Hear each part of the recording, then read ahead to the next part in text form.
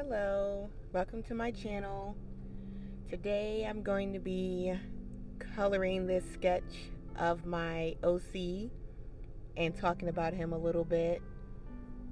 So this is my OC. His name is Jace Callan. He's 24 years old and he's a character in a webcomic I'm making. This webcomic is still in like its beginning stages. Like, I don't have a lot on the characters or anything, but he's like a side character.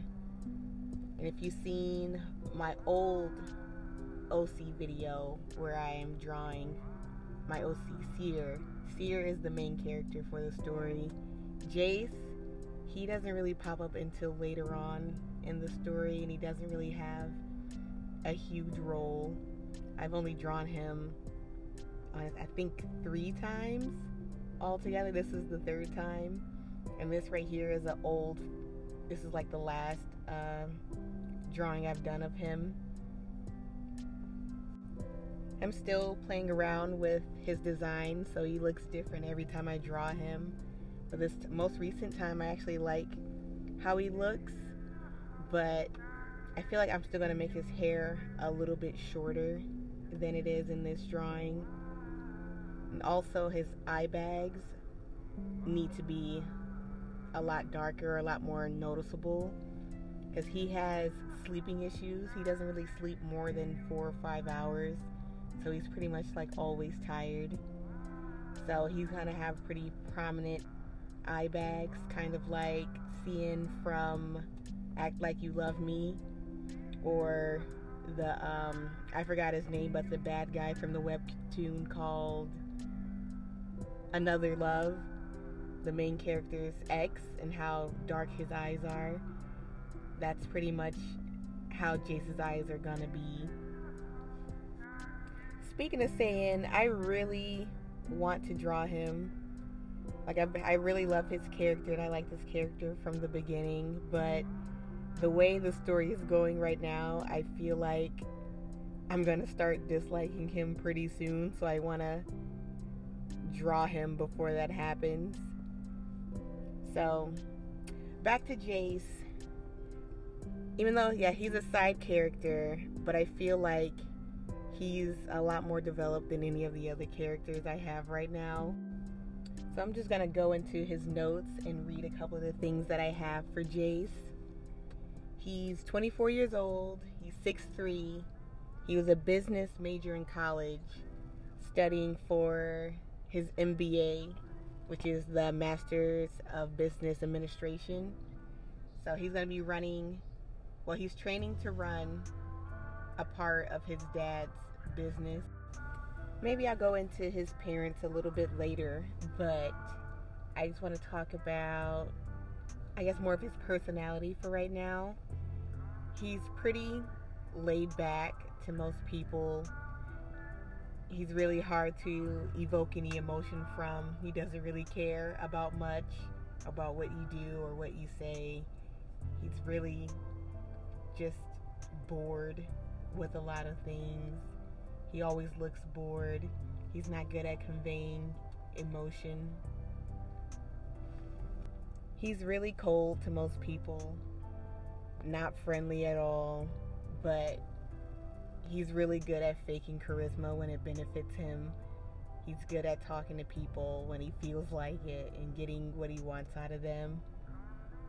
So in my story, he isn't a good guy at all. He's actually like the villain of the story, which I was having issues with when I was writing it at first, because I didn't want him to be a bad guy.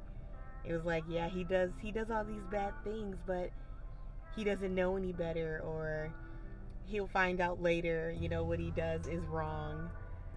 But me writing it that way really wouldn't make any sense because of the things that he does to the people around him. It's kind of hard to write it off as he just doesn't know any better. So I kind of struggled with not being able to write him like a redemption arc like I really wanted to. So it's kind of like he's he's a bad he's the villain of the story. So, I wouldn't say he's a villain of the story. He just isn't a good guy.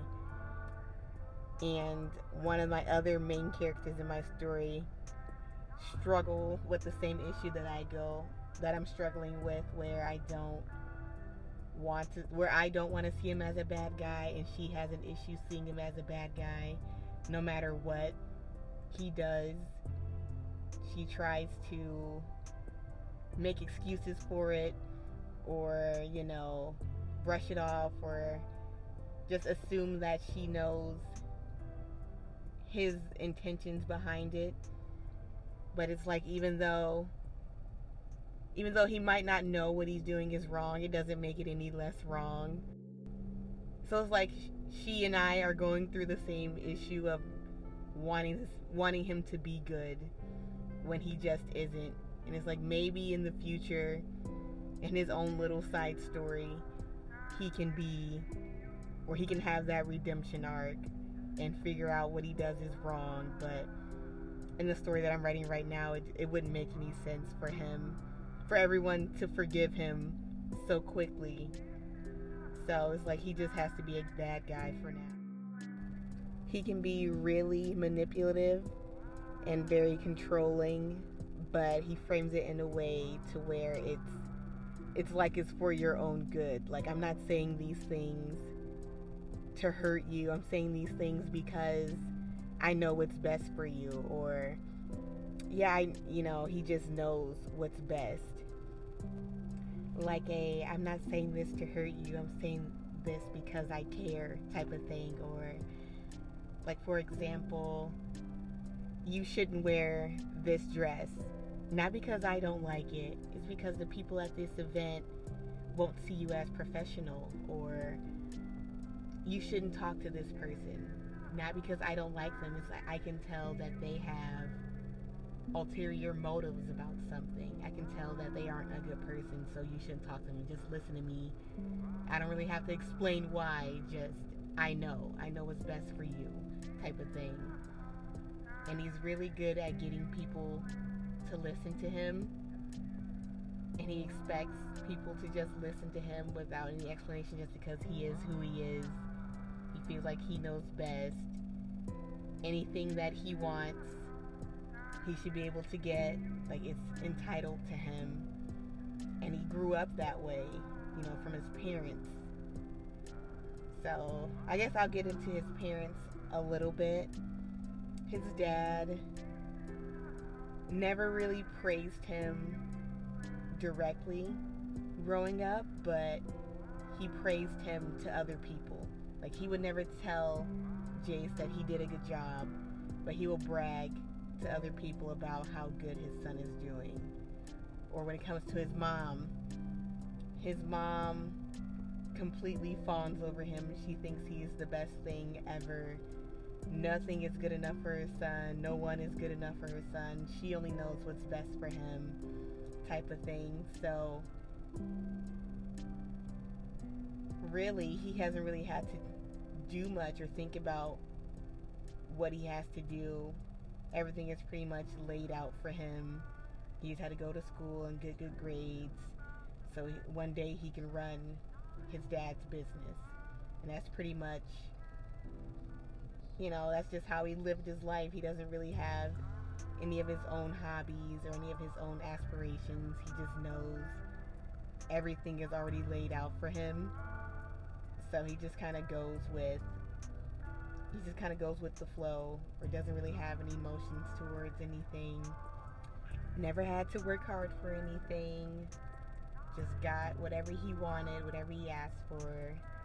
So he doesn't really find much joy in anything. Doesn't really have any hobbies.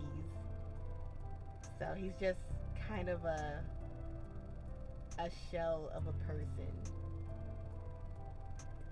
It's kind of sad, and I feel really bad for him.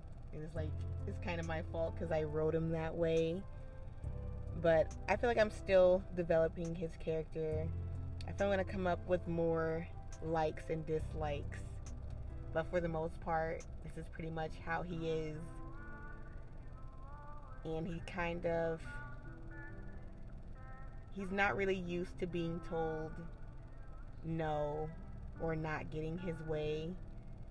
So when he did get in a relationship with one of my other main characters, he felt a lot different than he did, growing up.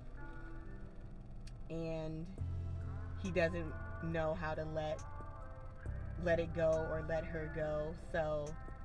So he feels like if he wants to be with her, they're going to be together. And she's just gonna pretty much comply. But that's not how relationships work. And hopefully he learns that, but we'll see. So yeah, he's kind of a complicated character, but I still love him. I'm going to be doing more content on my OCs. So look forward to that. And that's it for this video. Bye.